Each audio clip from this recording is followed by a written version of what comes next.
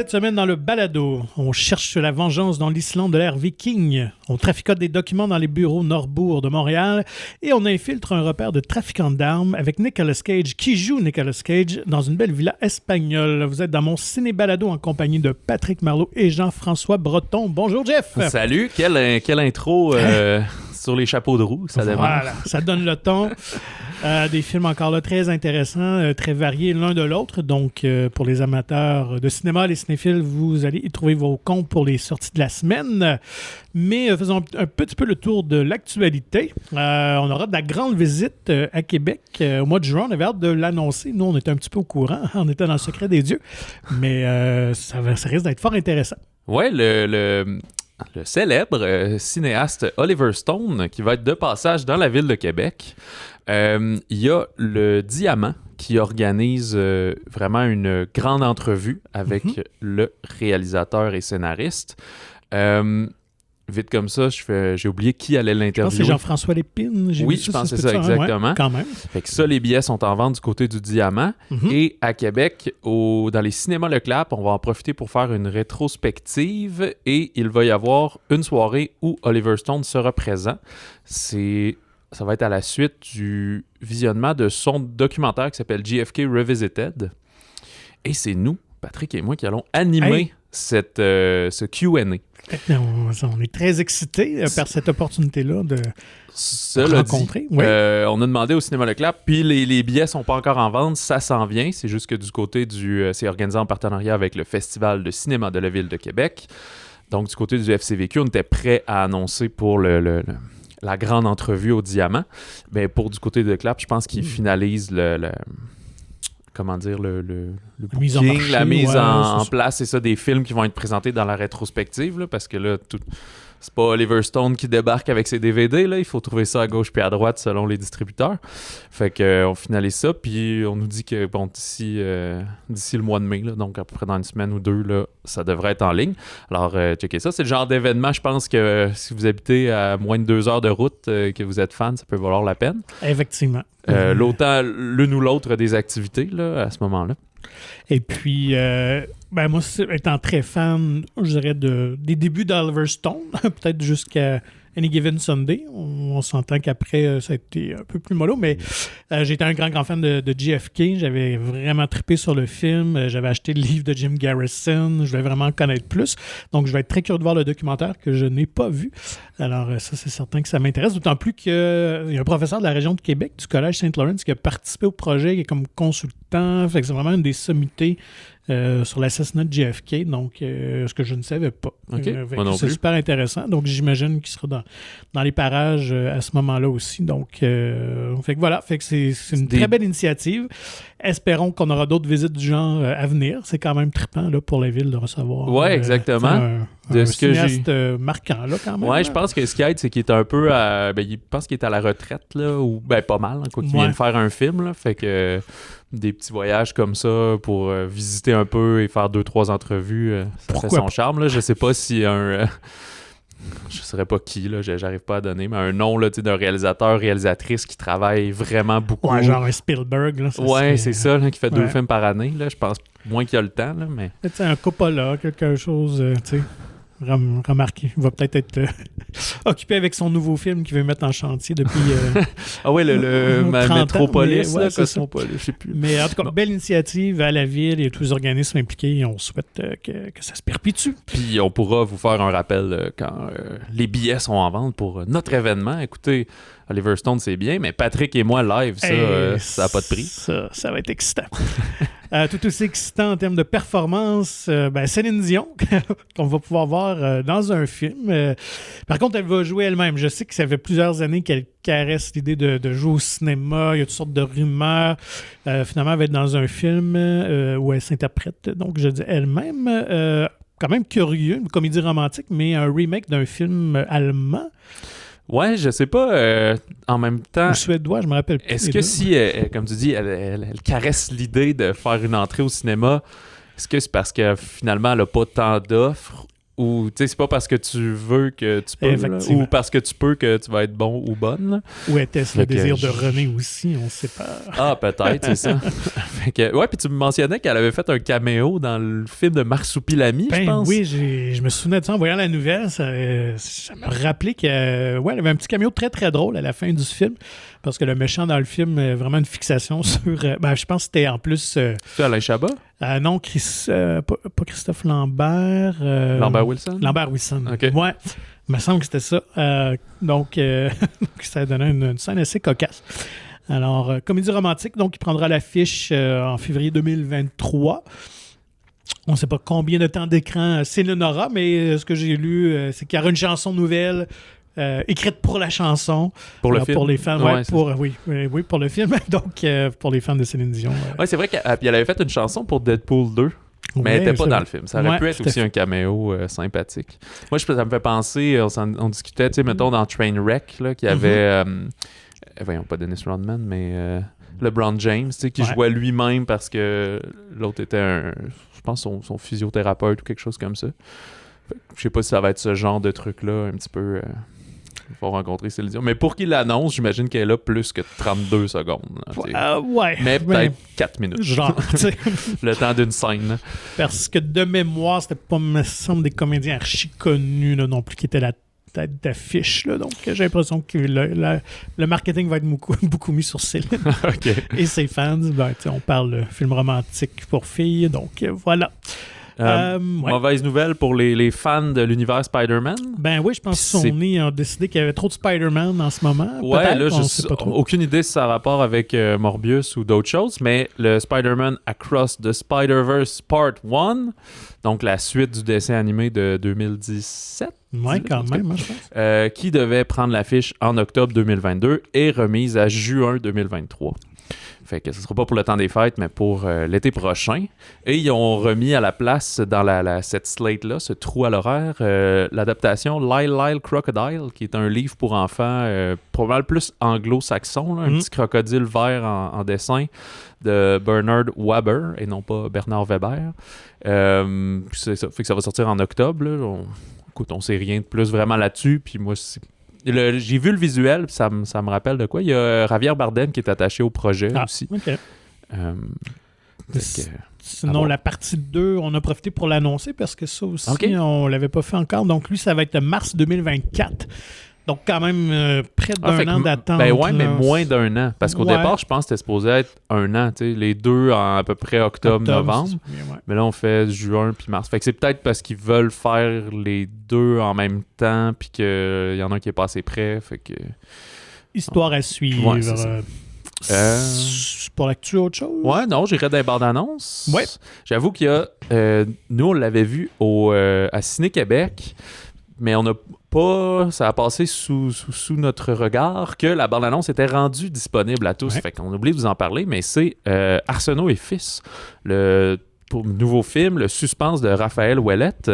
Ça met en vedette Guillaume Cyr, Karine Vanasse et Luc Picard. On sent qu'on va suivre une famille de braconniers. Je me souviens pas si le récit se passe dans le coin du Témiscouata, parce que je sais que Raphaël Ouellette vient de là, puis il s'est inspiré un peu d'histoire de son patelin. Fait que, je pense que c'est dans ce coin-là. Vous pouvez regarder ça, ça a l'air vraiment bon. Là, et ça sort très bientôt, le 17 juin, là, au début de l'été. Puis les échos qu'on a eus sont excellents d'ailleurs sur le film. Tout à fait. Sinon, grosse semaine pour Disney qui ont lancé 2 bandes annonces, dont un peu surprenante, en tout cas lancée comme ça. On l'attendait peut-être avec la sortie de Doctor Strange, mais c'est celle du prochain Marvel qui sortira au mois de juillet. Donc, le 4e film dans la saga de Thor, Love and Thunder. Oui, Thor, Amour et Tonnerre en français, une traduction directe. C'est le premier qui a 4 films, dans le fond, le premier standalone hero, alors qu'on pensait que ça serait Iron Man, mais ça sera pas possible. Et on peut même qualifier de peut-être Gardien de Galaxie 2.5. En tout cas, on ne sait pas à quel point il va être présent, en fait, mais on les voit en tout cas. C'est ça, à la fin du Endgame, il est parti avec eux en laissant Asgard aux mains de Valkyrie. Puis Là, c'est la recette Disney. Là. C'est juste un teaser. Ça dure 1 minute et demie. On voit pas le méchant encore. C'est juste pour nous montrer des images. Taika Waititi est encore aux commandes. Fait que lui qui avait fait Ragnarok. Fait que je sais pas s'il va avoir autant d'humour, mais son esthétique puis son plaisir... est présent dans la bande-annonce. On le voit... Korg est le personnage de Pierre, mais dont Taika Waititi fait la voix, va être encore là. Fait que ce qu'on comprend, c'est qu'il a dû faire des aventures un peu avec les gardiens. Mais là, il est en quête, en recherche personnelle. Dans le fond, il se demande à quoi bon la vie, quoi faire, et pas à quoi bon la vie, là, mais genre quoi faire avec son existence. Fait qu'il a l'air à laisser les gardiens aller de leur bord. Puis... il va retrouver la forme, on peut voir. Ouais, c'est ça, il training à la Rocky. Exactement. À faire des grosses chaînes là, comme du... voyons, comment ça s'appelle? Non? Du CrossFit. Du CrossFit, c'est ça. Et, mais surtout, le film va avoir... c'est le retour de Tessa Thompson en Valkyrie. On annonce aussi Jamie Alexander en Sif et Nathalie Portman qui revient dans son rôle de Jane Foster et Mighty Thor, je pense qu'il l'appelle. Oui, donc une version féminine de Thor. Donc on la voit d'ailleurs à la toute fin assez... Qui appelle le marteau, là, Mjolnir. Assez biffé, comme on dit en bon français. Elle a pris du poids de la masse musculaire. Ouais, donc très hâte de voir ça. Puis c'est ça, le méchant, il est pas dans la bande-annonce, mais c'est joué par Christian Bale. Ouais, c'est Gore the God Butcher. Ouais, qui est un tueur de Dieu. Donc on imagine que tous ces gens-là, de ce qu'on sait, vont croiser leur route, Valkyrie, Thor et Mighty Thor. Ils vont travailler ensemble pour défaire Christian Bale. Pas dans la bande-annonce, mais j'ai vu que Russell Crowe ferait un certain Zeus. Ouais.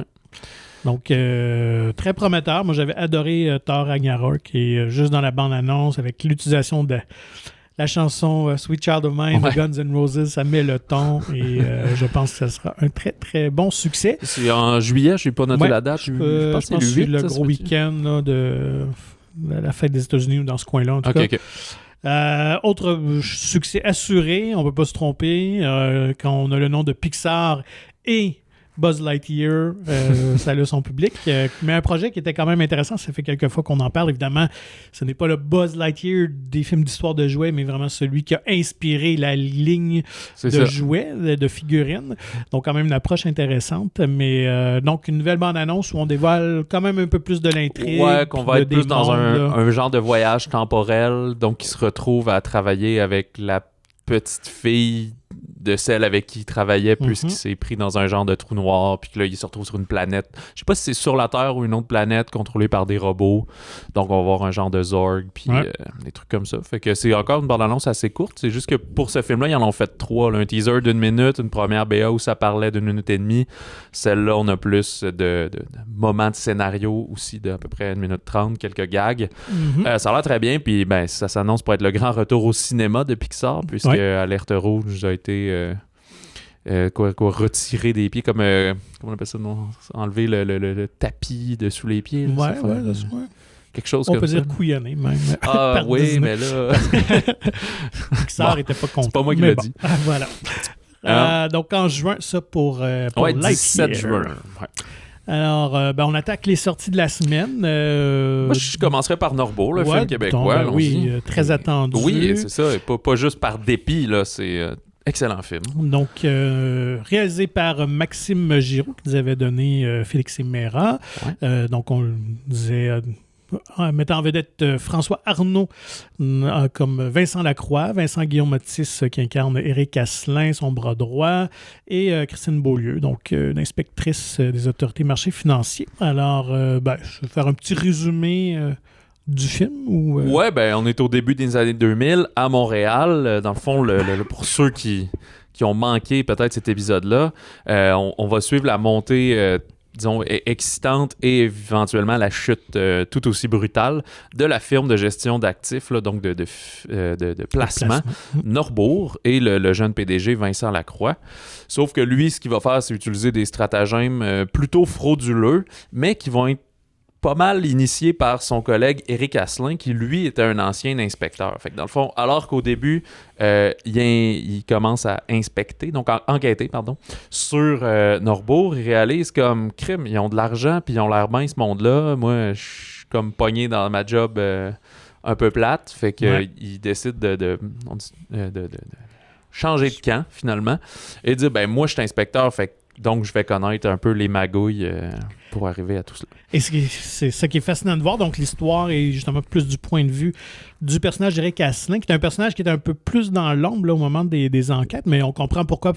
Finalement, c'est lui qui a collaboré avec les policiers qui a vendu. Ouais, c'est très serpent là, qui se faufile pour jamais se faire prendre, finalement. Mais c'est ça. Donc, le film est très accessible, même si on ne connaît pas tous les rouages du monde financier, tout ça, c'est pas grave. Tout est bien expliqué, bien mis en scène et tout ça. Donc, et c'est fascinant de voir comment des gens réussissent à magouiller. Puis, alors que des gens, tu sais, on voit déjà que certaines personnes dans les autres sphères financières là, qui doutent, qui voient qu'il y a quelque chose qui cloche un peu. Il y a déjà des doutes qui s'installent.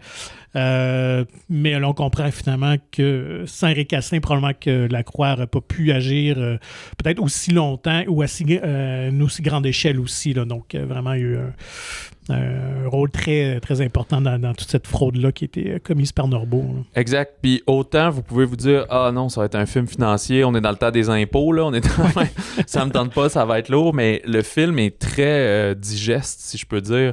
Oui, je pense qu'un des premiers dialogues du film est comme assez dense, puis là, ça peut faire peur, mais c'est comme le plus intense. Puis tu sais, c'est un peu fait pour les idiots en même temps. Là. Même si tu comprends pas tout, tu comprends ce qui se passe. On va avoir un épisode spécial sur le film. On a des entrevues avec Maxime Giroux puis les 3 comédiennes qu'on vous a nommés. Puis je sais plus si c'est dans l'entrevue ou hors entrevue, mais Maxime Giroux, il comparait beaucoup le film un peu quand même à Moneyball. Et là, ça m'a touché parce que c'est un de mes films préférés. Parce que finalement, ce film-là a eu un certain succès. Plein de monde l'aime. Mais pas juste du monde qui écoute le baseball, c'est-à-dire que quand il parle qu'il faut un joueur, mettons, qui gets on base, qui va sur les buts, ben oui, il parle des chiffres puis des statistiques, puis tu comprends rien, mais en même temps, tu comprends l'essence. Ben, je pense que c'est un peu cette vulgarisation excitante-là qui a été faite dans Norbourg. Et au même titre, à mon avis, ben, c'est Sarah Michara qui signe la direction photo du film et c'est super beau. Ça pourrait être plate, mais c'est beau et c'est très intelligent. C'est pas beau juste pour être esthétique, mais c'est comme brillamment mis en scène à ce niveau-là. Tout à fait. Un montage très rythmé, comme Maxime ou Christine Le Calfier, c'est comme un page-turner quand ils ont lu le scénario et ça se voit à l'écran.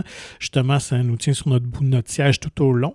Et il y a toujours quelque chose de jouissif de voir des crosseurs agir sans morale aussi et d'avoir quelqu'un, Christine Beaulieu, qui essaie de dépogner aussi. Donc, vraiment, et les comédiens sont vraiment superbes. Bonne chimie entre Vincent Guillemot et François Arnaud aussi. Comme on en discutait avec Vincent Guillaume, là, pour l'entendre dans quelques jours, le film ne se veut pas moralisateur parce qu'en fin de compte, on se pose la question à nous-mêmes aussi, ou à vous dans la salle, qu'est-ce qu'on aurait fait dans cette situation? Est-ce qu'on aurait dit non, ou on aurait embarqué, ou jusqu'à quel point on se serait mis le bras dans l'engrenage un peu, t'sais? Et justifier nos actions aussi, là, parce que c'est un peu ça que Vincent Lacroix faisait toujours. Il justifiait toujours ses magouilles et tout ça en se disant toujours on va finir par rembourser et tout ça. Ouais, c'est ça, je pense. On se comprend aussi, c'est que fondamentalement, ils n'ont pas voulu faire du mal. Le but, c'était pas de se faire pogner, de faire faillite puis que tout le monde perde d'argent. C'était juste de surfer sur la vague optimalement à l'infini, mais visiblement, c'était pas possible. Et puis d'ailleurs, Sarah Michara, on s'appelait ça, on en parlait vite la semaine passée, mais elle est en double nomination pour la meilleure direction photo parce qu'elle a fait celle du très beau Les Oiseaux Vivent. Ah, d'accord. Fait qu'elle a et pour Les Oiseaux et pour Norbourg. Donc, 2 chances sur 5 de remporter l'Iris. Alors, souhaitons-lui, car dans ces 2 cas-là, le travail était vraiment formidable. Et on peut finir la musique de Philippe Brault aussi, qui fait beaucoup de musique. D'ailleurs, je me demande s'il a pas fait... il a fait celle de Maria Chapdelaine. J'ai pas regardé s'il y avait des nominations meilleure musique, j'ai oublié. Mais j'ai de la misère à tous les nommer là, mais il est dans beaucoup de films, Philippe Brault. À ne pas confondre avec Philippe Braque. Ouais, donc Norbourg, absolument à voir un pan de notre histoire un peu plus sombre, mais qui mérite d'être vu parce qu'on n'est pas à l'abri de ça encore aujourd'hui. On voit tous les problèmes. Maintenant, c'est beaucoup dans le Bitcoin que ça se transfère, mais écoute, on voit dans l'actualité. Là. Ça fait beaucoup partie aussi, comme je disais, c'est sûr que, comme à chaque fois en police, à chaque fois qu'il y a un fraudeur, mais aussi, mettons, un hacker ou des choses comme ça, ben, le bon côté de la loi est toujours en rattrapage c'est toujours en train de courir après les brigands. Et ça, d'une certaine façon, ça vient toujours resolidifier par la suite les moyens de détourner ou d'être illégal, de commettre les méfaits. Fait que là, ça, c'est un charabia que j'ai pas, mais l'affaire Norbourg a resserré des choses au niveau de la sécurité, si on veut, du placement puis de la gestion des actifs. Là. Tout à fait. On y va pour quel? On parlait de belles images et de direction photo. Fait que je pense qu'on pourrait aller sur The Northman de Robert Eggers, lui qui avait offert The Witch, The Lighthouse, là maintenant The Northman. Ben voilà. Est-ce qu'il va être dans les deux à l'infini? Ben, je pense pas. En fait, son prochain, je fais une parenthèse tout de suite, son prochain projet, ça va être Nosferatu, un remake. Fait qu'à moins qu'il l'appelle The Nosferatu. Donc, déjà, en citant ces films-là, esthétiquement, visuellement, c'est toujours impeccable dans les deux cas. Ouais. C'est le même directeur photo même que ces deux précédents films. Alors, The Northman, que raconte-t-il? Ouais. L'homme du Nord en français. On est à peu près au 10e siècle et on suit Hamlet, qui est un prince nordique qui se lance en fait tout simplement dans une quête de vengeance pour venger la mort de son père, la capture de sa mère, là, qui est prisonnière, et pour tuer son oncle, en fait, qui est le traître. Fait que, c'est l'histoire d'Hamlet. C'est ça, vous dites, me semble que la prémisse m'est familière. C'est ça, je suis allé fouiller un peu, et évidemment, c'est la légende scandinave qui a inspiré notre bon William Shakespeare pour sa pièce de théâtre. C'est ça. Et là, c'est un film d'à peu près 2h15. Fait que là, on se dit, mais pourquoi ça se résume en 2 phrases? C'est parce que j'avouerais que, tu sais, s'il y avait une tagline à mettre sur le poster, je pense que ça serait « La vengeance est un plat qui se mange froid. » Ouais. Lentement et froid. C'est ça. Oui, très froid, effectivement, dans ce cas-ci. Et c'est ça, parce que là, notre bon Hamlet, qui est joué par Alexander Skarsgård, et que si tantôt on disait que Nathalie Portman a gonflé ses biscottos pour le prochain Thor, lui aussi... il s'était mis il s'était mis, je pense toujours été en forme, mais il s'était mis en forme pour Tarzan il y a quelques années, mais là il a pris ses protéines, il a pris ses shakes, je pense, parce qu'il est gros, il était peurant. Là. Ouais. Il y a aussi Anya Taylor-Joy qui va jouer une genre de sorcière esclave un peu qu'il va rencontrer sur son passage. Sa mère est jouée par Nicole Kidman, son père par Ethan Hawke. On a aussi Willem Dafoe qui fait aussi un genre de sorcier fou du roi... Crazy Guy. Un petit caméo de Björk aussi. Ouais. Et le méchant, là, l'antagoniste, joué par Claes Bang, qui est un peu moins connu. Moi, je l'avais vu dans The Square à l'époque. Là, il fait le directeur du musée. C'est co-scénarisé avec le romancier, parolier, scénariste John, qui a écrit Lamb, entre autres, et Dancer in the Dark. Fait que c'est lui qui est un ami de longue date de Björk. Là. Fait que c'est un Islandais. Fait que c'est pour ça qu'il s'est permis, si on veut, d'écrire toute cette légende-là et qu'il a rencontré Robert Eggers pour travailler avec lui. On est vraiment dans une espèce d'ode là, à la mythologie, aux animaux. C'est des Vikings qui virent berserk, qui se prennent pour des loups, pour des ours. Le mâle dominant, là. Ouais. C'est un traitement très, très réaliste, très cru. Donc, cœur sensible, peut-être s'abstenir. Soyez prévenus qu'il y a quand même quelques éléments graphiques. 13 ans et plus, là. Mais très sanglant. Là. Pas 13 ans et plus, Batman ou Morbius, là, mais vraiment... ouais, c'est ça. Là. Quasiment à la Braveheart. Là. Ouais, tout à fait. Donc, c'est un récit qui est assez dense, on s'en cachera pas, mais comme on l'a dit, visuellement, c'est vraiment spectaculaire. La direction photo, la musique aussi, très bien réussi. J'ai regardé, je pense que les 2 gars qui font la musique, c'est leur premier film. Okay. Fait que, chapeau. C'est sûr, ça commence avec beaucoup de tambours, quand même, mais il y a aussi une présence un petit peu plus orchestrale, là, de genre un peu de corps de chasse, pis ce genre de trucs-là, surtout vers la fin, là, vers les affrontements finaux. Attends, je voulais dire, c'est ça. Mais c'est quand même un peu un ovni. C'est des budgets, là, on estime 70-90 millions, mais c'est un film quand même d'auteur, niché, là. Ouais, c'est ouais. comme un film d'auteur à gros déploiement, Tout là. à fait. Un peu ce que Christopher Nolan va faire, ou comme le Last Duel de Ridley Scott qu'on a eu cet automne. Mhm. Fait que, tu sais, ben, on espère que ça va pouvoir continuer à être fait, mais c'est quand même un pari très audacieux, parce que ça va être dur de faire ce rentabiliser, budget-là. là, ouais. Aux États-Unis, ça doit être 18 ans et plus, là, il doit être R-rated. Fait que, tu sais, on lui souhaite bonne chance. C'est pas le genre... J'ai pas écouté les séries Vikings, Moi The non Last plus, Kingdom, non. ces affaires-là, je pourrais pas comparer, malheureusement. Mais c'est pas le genre, c'est ça, le récit qui avance vite, plein d'action à la 300, par exemple. Là. On est pas plus... C'est pas contemplatif, mais c'est juste, comme tu dis... Tu sais, ça a inspiré Hamlet, fait qu'il y a un peu de discours, de motivation, la recherche des personnages. Il y a des revirements dans l'histoire aussi, dans l'arc narratif des personnages. Mais c'est super beau. Les premiers plans, ça me faisait penser quand même à du Wes Anderson, là, la symétrie qui travaille, mais beaucoup moins coloré et sans Bill Murray. Non, il y a de très très beaux cadrages. Et puis, j'avais noté en fait que j'avais vu au générique Alexander Skarsgård était un des producteurs.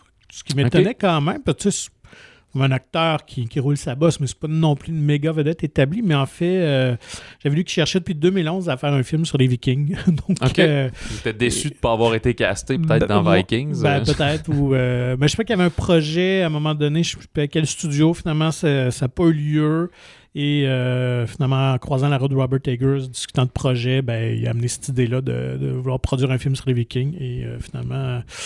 Le projet s'est fait. Puis je dois avouer aussi que j'ai vraiment aimé Nicole Kidman. On dirait que ça fait longtemps que je l'avais pas peut-être plus suivi ou apprécié, je sais pas trop. Puis je l'ai trouvée vraiment bonne dans ce film-là. Là. C'est un rôle secondaire, c'est sa mère, on la voit à quelques reprises, mais je la trouvais vraiment inspirée là, dans le rôle. Et d'ailleurs, je trouvais ça un peu étrange alors pour les amateurs de la série Big Little Lies, qui avait été réalisée par Jean-Marc Vallée. Nicole Kidman et Alexander Skarsgård jouaient un couple, alors que là, cette fois-ci, c'est mère et fils. Donc, c'était quand même un peu curieux. Il y a, et j'ai lu que Anya Taylor-Joy, justement, elle a dit sans surprise que c'est un tournage assez éprouvant, là, qu'il y a une scène... Ça se voit. Dans les journées, là, elle était comme couverte de boîtes, puis là, ça commençait à geler, à congeler sur elle, là, puis elle était comme, OK, on peut-tu rapper la journée? Puis elle a fait, ouais, excuse, on va se dépêcher. On sent la froideur, on sent la pluie. C'est tourné, on l'a peut-être pas dit, en Islande et en Irlande. Principalement en Islande, d'après moi, l'Irlande, ça doit être peut-être... En fait, j'ai les scènes intérieures. Beaucoup a été tourné en Irlande, donc voilà. Ah, bon. Et... c'est ça, mais elle a beaucoup aimé, par contre, cette intensité-là. Elle disait que d'habitude, elle regarde jamais les behind the scenes, un peu les footage, puis tout, mais là, un de ses amis, en tout cas, du projet, il a envoyé, puis elle voyait qu'elle souriait tout le temps. Là, C'était difficile physiquement, mais elle aimait ça. Puis elle va jouer dans Furiosa. Ouais, je me demandais s'il y avait un autre I. Furiosa, qui est le prequel à Mad Max Fury Road, le personnage que Charlize Theron avait interprété, là, qui manquait un bras, les cheveux rasés. Puis fait qu'elle a trouvé que c'était comme une bonne préparation physique, pour le genre de tournage. Je trouve que là, ça va être plus dans le sable que dans la boîte. D'ailleurs, même pour le film de Furiosa, je pense qu'elle voulait se raser la tête comme Charlize puis tout, mais sur le réel, je pense qu'il faut... Non, je suis pas sûr, là, je pense pas qu'on va y aller dans cette veine-là. Ça doit tourner bientôt parce que c'est pour mai 2024, fait que d'après moi, cet été, ils vont sûrement tourner Furiosa. Bref, The Northman, c'est un très bon film, c'est un très beau film, mais c'est gore, c'est brutal. Mais pour public averti. Une belle fable curieuse, mais c'est ça, là, si vous avez capoté sur Ambulance, que ça bouge tout le temps puis que la caméra est jamais mobile, là c'est l'inverse ici, là. On est plus des plans lents, une musique qui fait monter la tension, tu sais. À un moment donné, Hamlet, il se retrouve à un peu faire vengeance, mais en attaquant juste la nuit, il y a la quête, il faut qu'il se trouve une arme spéciale, il faut qu'il se rapproche. Dans le fond, finalement, quand il est jeune, il part en exil, il revient plus tard pour se rapprocher tranquillement, pour pouvoir, si on veut, commettre son assassinat et reprendre son trône. Réussira-t-il? Alors, si vous cherchez quelque chose de peut-être un peu plus léger pour votre week-end, ben quand même un drôle d'ovni aussi qui avait piqué notre curiosité, The Unbearable Weight of Massive Talent. Ouais, un talent en or massif de en français. Tom Gormican, que je ne connaissais pas, que j'ai même pas réussi à trouver. Je pense que c'est peut-être un premier film, même si je me trompe pas. Ouais, c'est ça. Honnêtement, justement, j'ai rien noté. Ça veut dire que ça avait soit rien de marquant ou vraiment c'était un premier film. Mais co-scénarisé avec Gormican, avec Kevin Elton, qui était un ancien scénariste du Late Show de David Letterman, entre autres, et de Scrubs. Fait que ça peut vous donner déjà une idée du type d'humour. Donc, on retrouve Nicolas Cage et Pedro Pascal. Et comme je vous disais d'entrée de jeu, donc un Nicolas Cage qui joue Nicolas Cage. Ouais, exact. C'est comme un peu une... Pas une forme, mais une genre de lubie sur ce que serait la vie ou ce qu'est la vie de Nicolas Cage. Fait qu'il se joue lui-même. Il est rendu quand même endetté parce qu'il vit dans un hôtel. Mais il est en processus de séparation avec sa femme. Sa relation avec sa fille n'est pas très bonne parce qu'en fait, il est trop focusé sur sa carrière, très égocentrique. Fait que tout tourne autour de lui puis de ses projets.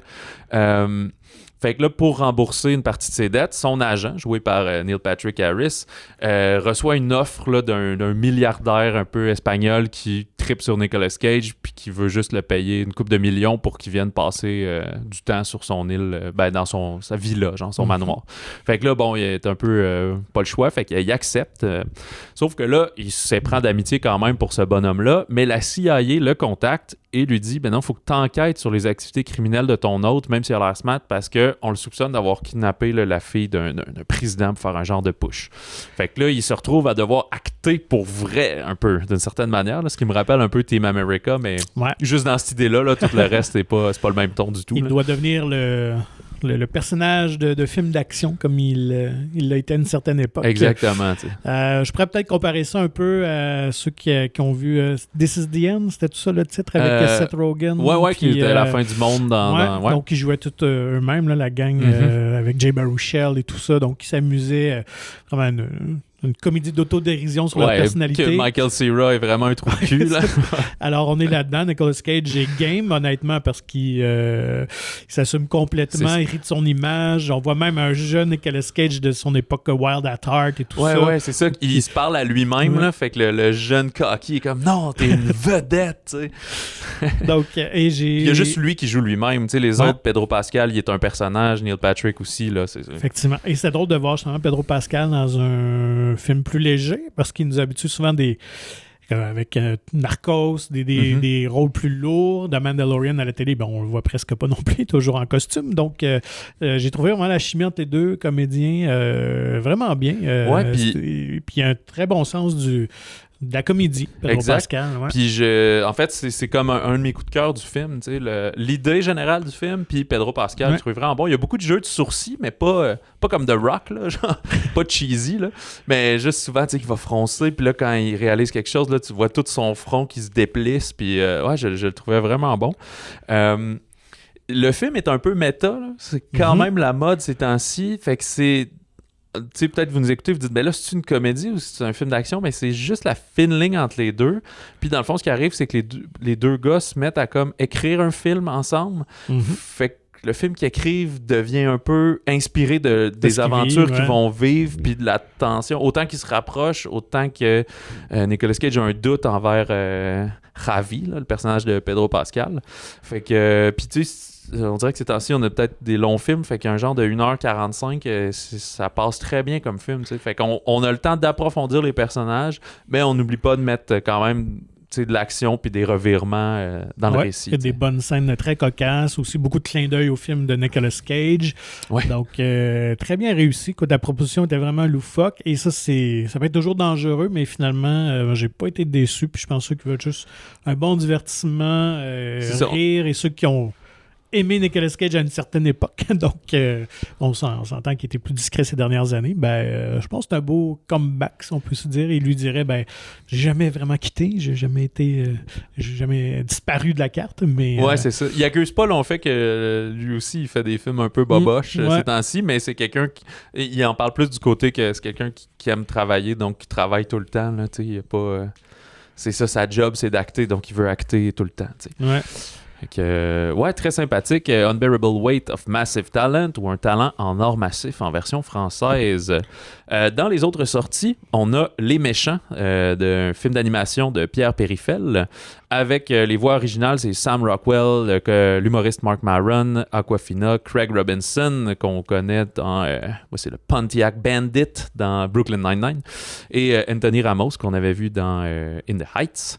C'est une adaptation de la populaire série de livres jeunesse de Aaron Blabey.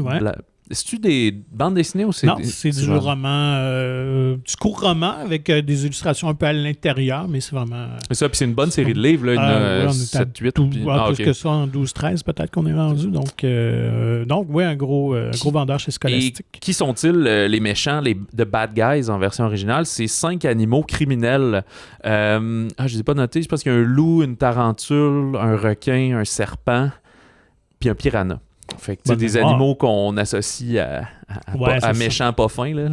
Et fait que c'est des animaux criminels, sauf que là, ils sont sur le bord de rentrer en prison. Fait que Monsieur Loup, le leader, il leur propose leur plus grand coup, c'est-à-dire de devenir des citoyens modèles, ce qui leur permettrait de continuer leur crime en toute impunité.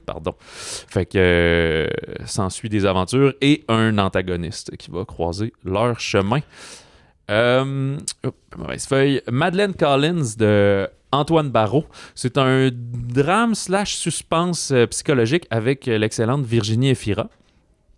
Elle joue une dame qui mène une double vie. Fait qu'elle a un mariage en France, un mariage en Suisse. Elle se ramasse de plus en plus, mais on voit que ça fait plusieurs années. Là. Elle a des enfants dans chacun des mariages, fait que ça fait très longtemps qu'elle vit cela. Mais là, elle se retrouve à devoir ajouter de plus en plus de mensonges dans ses allers-retours de travail et tout. Sa vie devient de plus en plus complexe. Ça va quand même partir en vrille, puis disons, menacer de tout s'écrouler. Puis, ça l'amène peut-être presque à la folie. C'est un film que j'avais eu la chance de voir dans Cinémania cet automne. Fait que, honnêtement, je comptais plus à ce qui arrive au cinéma. Là. C'est quand même plusieurs mois, mais le voilà. C'est quand même un très bon drame, très intéressant. Un peu à la... Il y a une petite sauce Hitchcockienne, là, de peut-être pas autant de suspense, mais de conflit psychologique, je dirais, là, d'une certaine manière. Puis Virginie Efira est toujours excellente. Mes très chers enfants de Alexandra Leclerc, une comédie française. C'est un couple de retraités qui se sentent vraiment délaissés par leurs enfants. Fait que pour, attirer leur sympathie, leur capital de sympathie, ils font semblant de gagner à la loterie genre 18 millions d'euros, là, une somme astronomique. Fait que ce genre de comédie, fait combien de temps ils vont être capables de faker ça, là, le fake it till you make it un peu, avec Josiane Balasco et Didier Bourton. Et Charlotte de Tahir Rana et Éric Warin, qui est un drame biographique animé sur la vie de la peintre juive allemande Charlotte Salomon, qui est célèbre pour avoir fait une série de plus de 700 peintures là, qui s'appelait « Est-ce la vie ou du théâtre ?» où elle avait décidé de raconter toute sa vie en peinture, un peu pour avoir des souvenirs, parce que elle a fait ça comme fin des années 1930, fait que c'était pas une bonne période pour être juif en Allemagne. Fait que... Et malheureusement, en fait, elle est décédée là, à l'âge de 26 ans là, dans les camps à Auschwitz. Les voix, c'est un film d'animation, c'est les mêmes studios qui avaient fait La Passion de Van Gogh, mais c'est pas le même genre d'animation, là, dans une animation plus traditionnelle. Et les voix françaises, c'est Marion Cotillard, il y a Anne Dorval aussi et Romain Duris qui prêtent leur voix. Fait que c'est pas un dessin animé pour enfants, mais c'est pas non plus... ça se trouve, c'est moins violent que The Northman. Si vous voulez aborder des sujets de discussion en famille, ça peut être intéressant. Et c'est ce qui conclut cet épisode. On vous présente normalement lundi l'épisode spécial sur Norbourg. Vous avez le temps, la première fin de semaine est toujours critique pour un film. Vous avez le temps d'aller le voir au cinéma. La semaine prochaine, on vous parle entre autres de Noémie dit oui de Geneviève Albert avec Kelly Depot qu'on avait vu dans La déesse des mouches à feu où on parlera de prostitution et de prostitution juvénile. Un film très percutant qui mérite d'être vu par vos ados, plus grands ados en tout cas. Un film qui va susciter la discussion, assurément. Donc, on a bien hâte de vous en parler. Ouais, d'ici là, vous pouvez nous contacter, balado au singulier @monciné.ca. Et nous vous invitons à vous procurer gratuitement le magazine Mon Ciné. Là, le nouveau vient de partir sous presse, alors lui s'en viendra très bientôt.